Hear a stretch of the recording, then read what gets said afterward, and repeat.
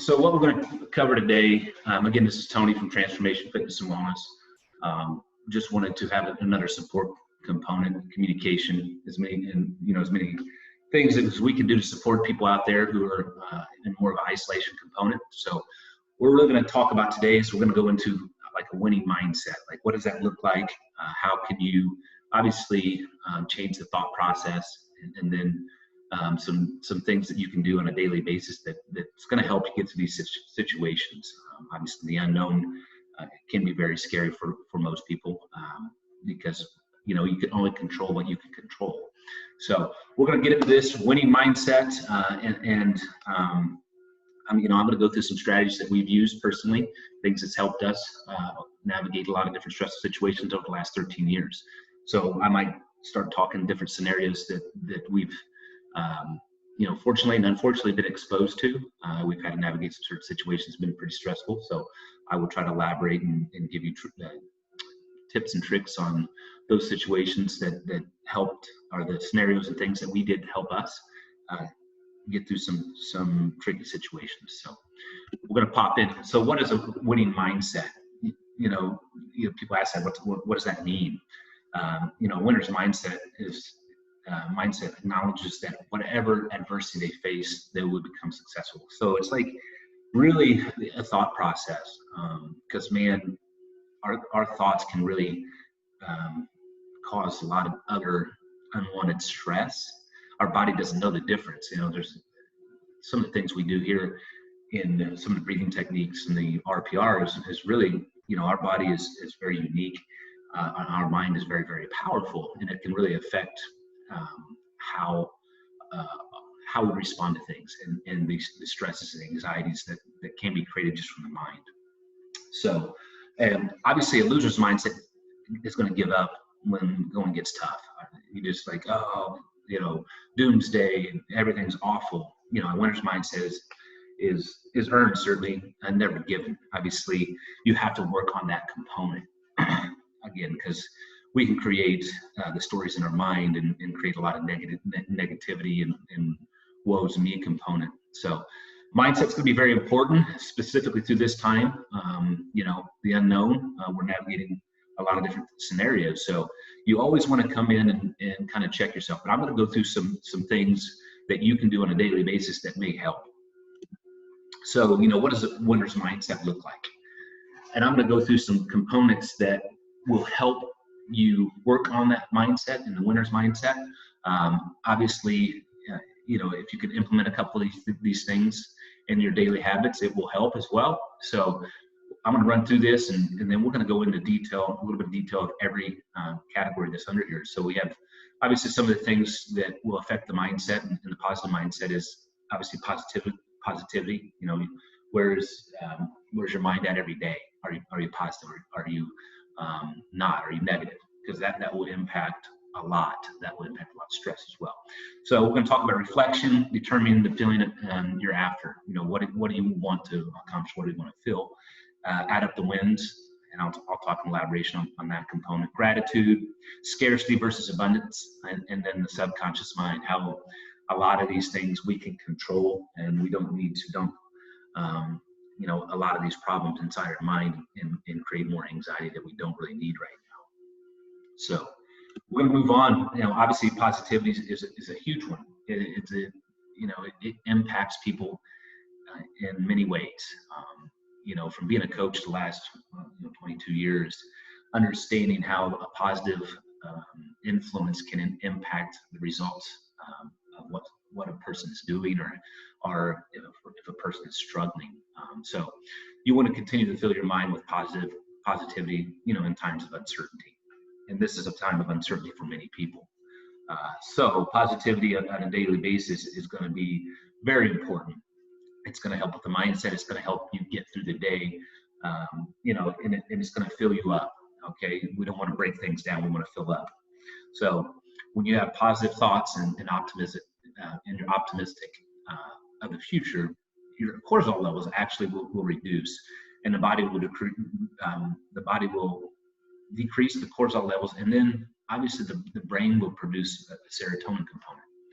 So just from those two aspects, you're going to feel a lot better, being more positive, and you're going to do a lot. Obviously, a lot. You're going to have a lot more impact on the body and health, having a positive component or thinking, having a positive mindset when you get up, and not a negative. But you may have to find those positive things in the day, and I'll talk about that because obviously some people's days are more stressful than others, or their situations may be different. So we got to figure out what we can do as that individual in that scenario to figure out how we can bring that positivity into our daily habits. So think about that. Being positive, you're going to actually affect how the body reacts with the cortisol levels, and then obviously serotonin, and that's going to impact your sleep, how you feel on a daily basis. Obviously, we're always going to talk about keeping your exercise routine going. You need to keep some type of routine. I'm trying to give you other tools to navigate these situations and use these tools in conjunction with physical activity. Physical activity is so important, and keeping in some type of routine is going to keep you structured and help keep that positivity as well. So for instance, obviously you have if you have kids.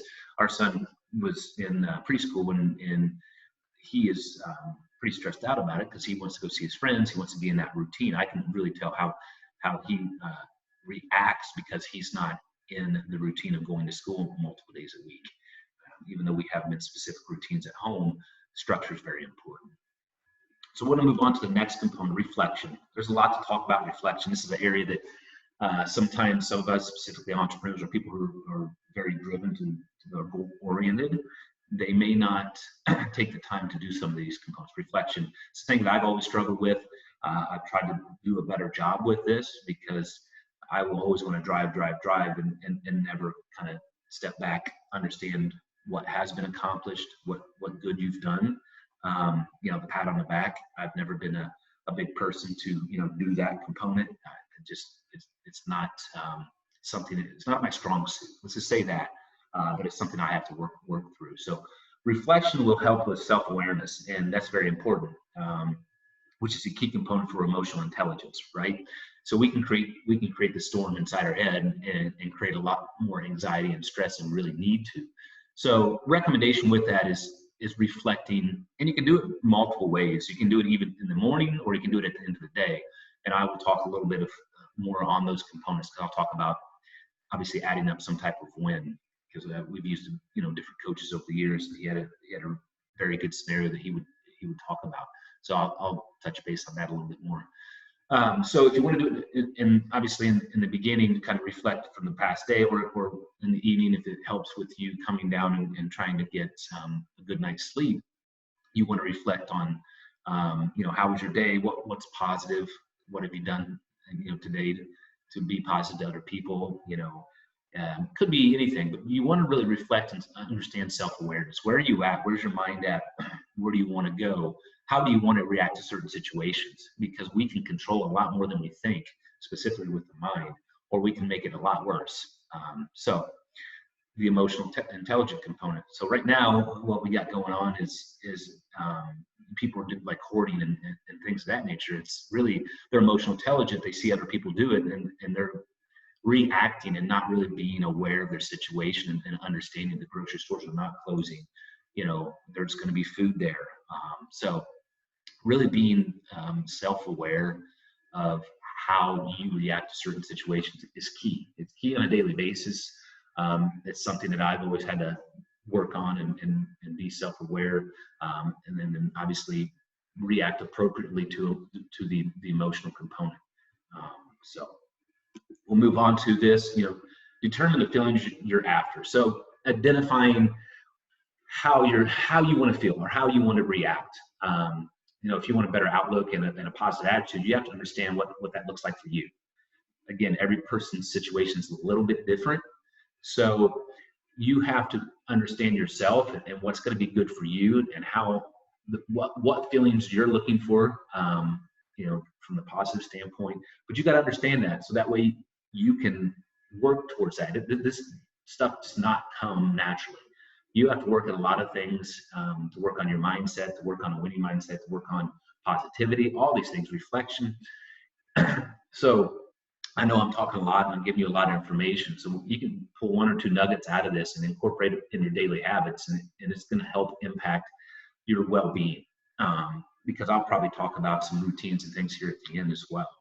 So another thing is add up the wins. This is a situation that a few years ago, we were using a higher level coach, and we've used coaches all of our, I don't know, for the past 10 years. We believe in coaching. We believe in having somebody that we can bounce ideas off. So I think it's very important. It helps you grow as well. So add up the wins. You always want to look for the positives or wins in each day. So, at the end of the day, it could be as simple as, got a curriculum together for the kids who are home. You implemented a curriculum, you cleaned the house, you got your workout in.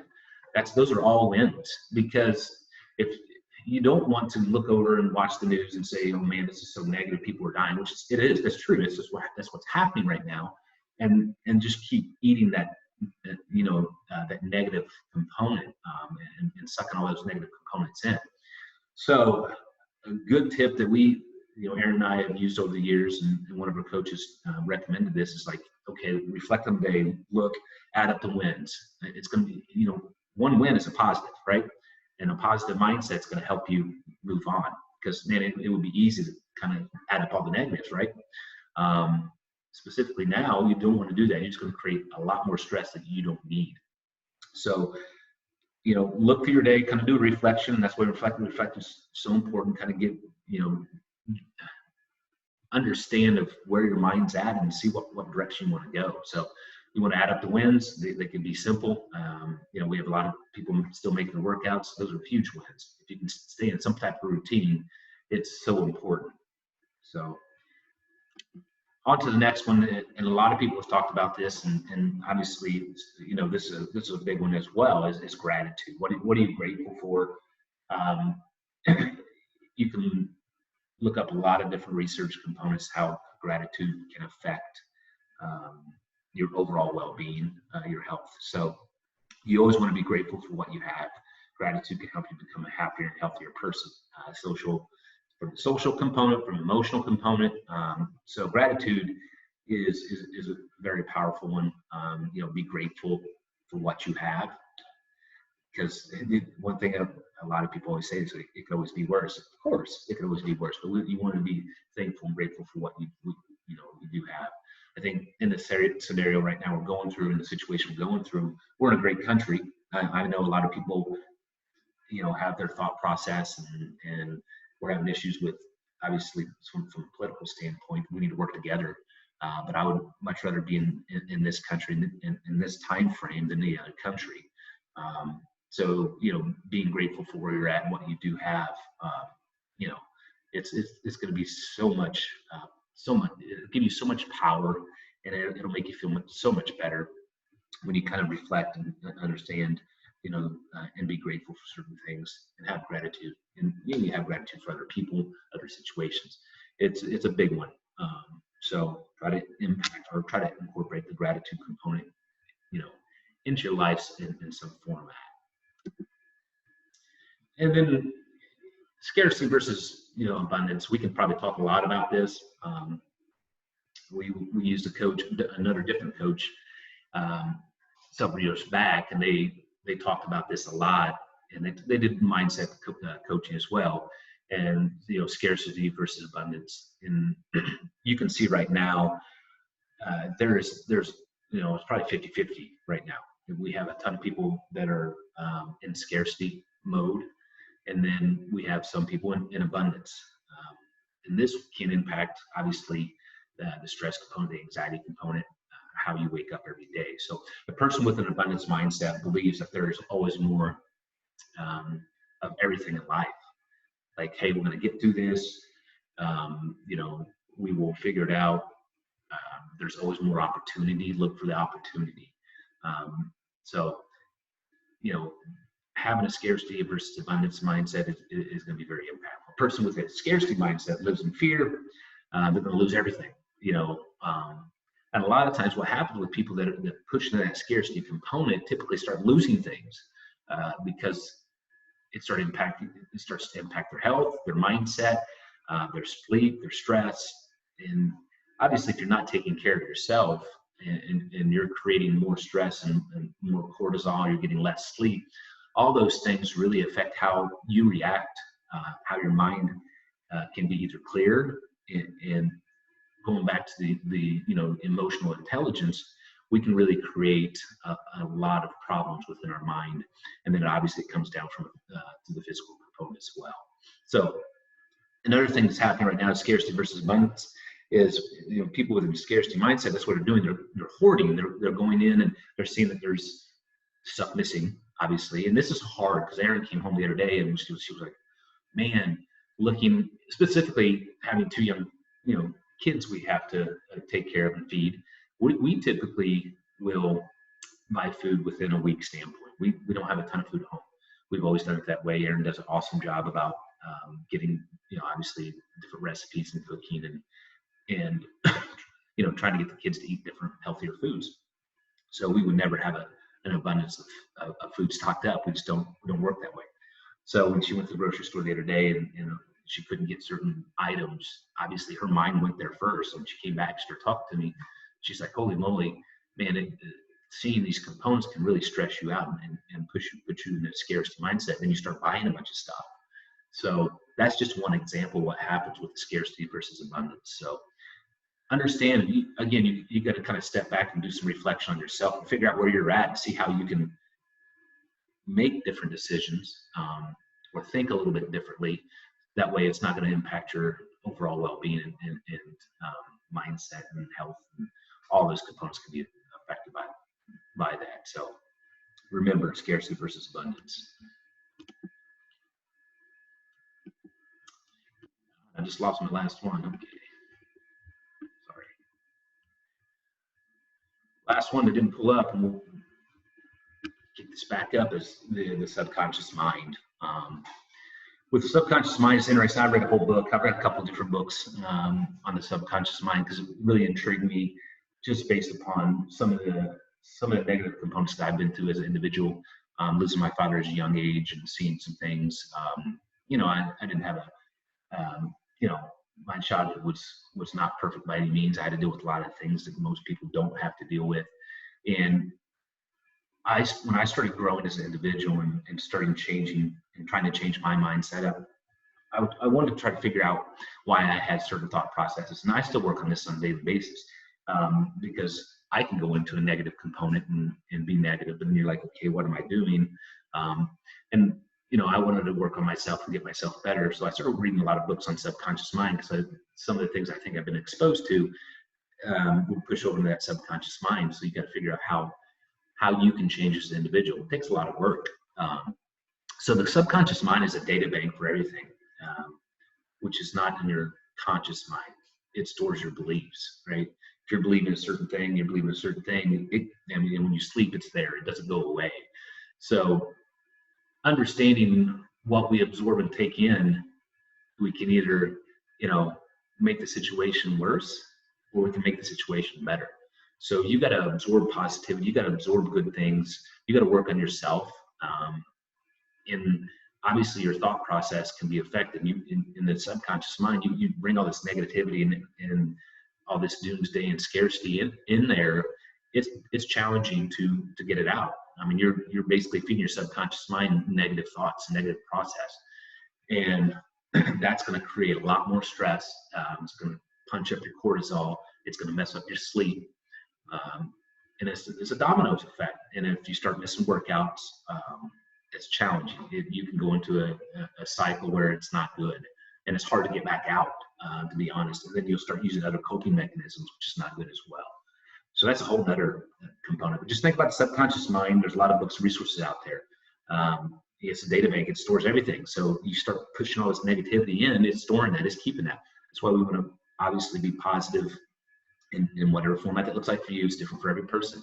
I know a lot of these things I'm talking about are easier said than done. You got to work on it, and you got to be intentional on a daily basis to impact how you react to certain situations, how much stress you're taking in. So those are all the components I want to talk about. One one of the things that will help instantly, and I could do a whole presentation on this, is the breathing is very important, the sympathetic and parasympathetic. If you would take about 10 to 15 minutes prior to going to bed every evening and work on diaphragmatic breathing, what will happen is you will get back out of that fight or flight. The sympathetic component, you need to get back into sympathetic instead of parasympathetic.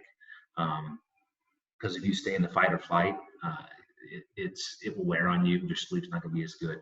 But again, that's a whole nother component. But just a tip for you guys: take 10 to 15 minutes, really focus on belly breathing, in through your nose, out through your mouth, get a rhythm. And that component right there will help with your sleep. If we can get you back out of the fight or flight, rest and recovery, your central nervous system doesn't know the difference. Your mind creates the difference. So what you think and how you react can keep you in fight or flight. So it takes a little bit of practice, mindfulness component, the meditation component, but breathing, you can instantly affect it with breathing if you can dial your breathing. So hopefully these things help. We'll keep shooting these and punching them out. We will have another webinar here coming up. So hopefully this content will help. If you have any questions, please let us know.